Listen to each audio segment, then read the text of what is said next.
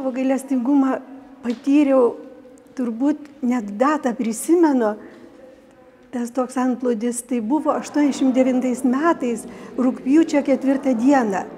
Nors viskas prasidėjo daug anksčiau, bet ta diena buvo toks kaip Dievo antspaudas ant širdies, kad aš tave myliu, tu mano vaikas esi.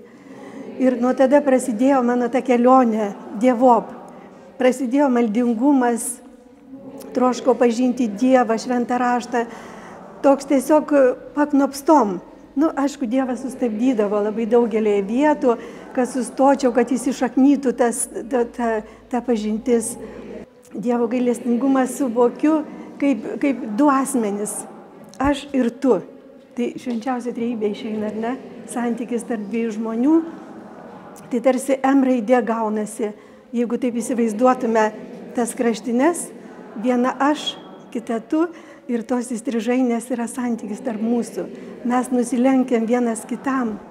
Ir būtinai abudu turim nusilenkti, nes gaunasi M raidė. Ir iš M raidės labai daug gražių žodžių yra mergelė, Marija, motina, malonė, meilė, mirtis. Visa tai yra susiję su Dievu, aš manau.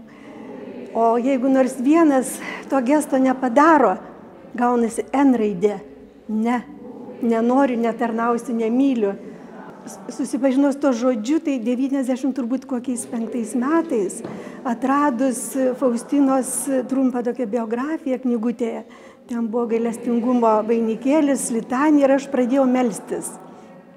Ir tiesiog suvokimas atėjo, kad tai vien per Dievo gailestingumą pasaulis gali būti išganytas. Ir tada tikrai tokios malonės buvo suteiktos, kad ir šventovė atsidarė, ir paveikslas įneštas buvo. Maldos grupė susikūrė, Faustina buvo paskelbta šventąja. Tai čia tiesiog toks, kaip patvirtinimas tas Dievo gailestingumo. Ir maldos grupė, ir aš dabar maldos grupėje tai dalyvauju. Manau, kad viskas labai prasminga. Visa žmonija, aš taip įsivaizduoju, visos šeimos gyvena susipriešinime. Vyras su žmona, susipriešinę, kiekvienas tą antklodį į savo pusę daugiau traukia. Bet jeigu sugebėsiu nusilenkti ir kitas sugebės nusilenkti, tai tokia šeima ir yra gailestingume Dievo. Ir tada veda abu kartu, nes po vieną Dievas neveda žmonių, abu kartu. Ir laiminga tokia šeima, kada moteris gali pasakyti, čia mano šventas Juozapas yra.